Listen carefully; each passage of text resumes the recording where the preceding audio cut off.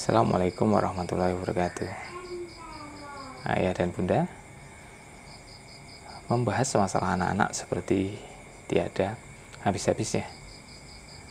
Mungkin ayah bunda juga pernah mengalami stres menghadapi anak-anak kita di rumah.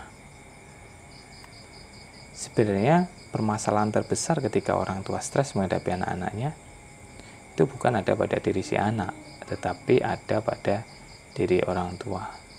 Saya pikir memang sangat alami sekali hal ini terjadi. Ada beberapa hal yang menjadi penyebabnya.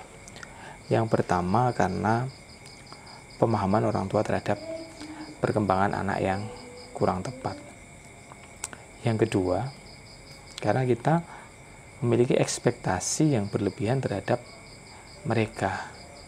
Dan yang ketiga, karena adanya kondisi eksternal yang kadang-kadang kita tidak bisa mengendalikan hal itu. Banyak orang tua tidak memahami bahwa sebenarnya perkembangan anak itu adalah sebuah proses bertahap. Untuk memahami suatu hal, anak harus diberikan pemahaman atau mereka harus melakukannya secara berulang-ulang. Itu pun untuk menanamkan sebuah nilai pada anak membutuhkan 3 hal. Yang pertama adalah teladan, yang kedua pembiasaan, dan yang ketiga adalah koreksi. Ini tentang cara. Tapi apabila kita tidak kuasai ini, maka cara-cara kita dalam mendidik mereka sangat tidak efektif. Karena anak-anak yang diperlukan adalah teladan. Mereka butuhkan adalah pembiasaan. Dan ketika salah mereka harus dikoreksi. Apa jadinya ketika orang tua tidak memahami perkembangan anak?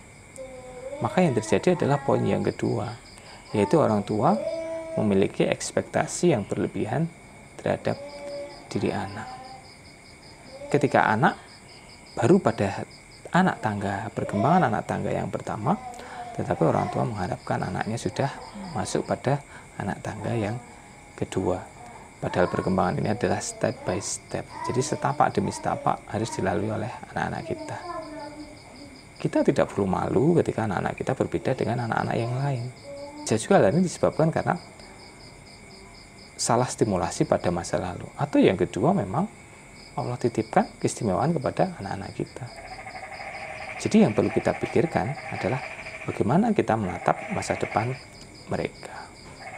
Dengan memulai apa yang bisa kita lakukan pada saat ini. Yang ketiga adalah faktor eksternal yang kadang-kadang tidak bisa kita pengaruhi, seperti beban pekerjaan, masalah ekonomi, dan sebagainya. Inilah mengapa dalam sebuah keluarga itu ada ayah dan bunda.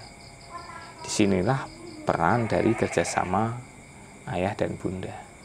Meskipun kita punya pengetahuan, kita punya modal ilmu, tetapi ketika kita tidak memiliki keterampilan, kita tidak terlatih untuk melakukannya, dan kita tidak sabar, maka yang terjadi stres juga. Itulah maka jangan lupa yang terakhir selalu berdoa, mohon kepada Allah supaya kita diberikan kemudahan dalam mendidik anak-anak kita.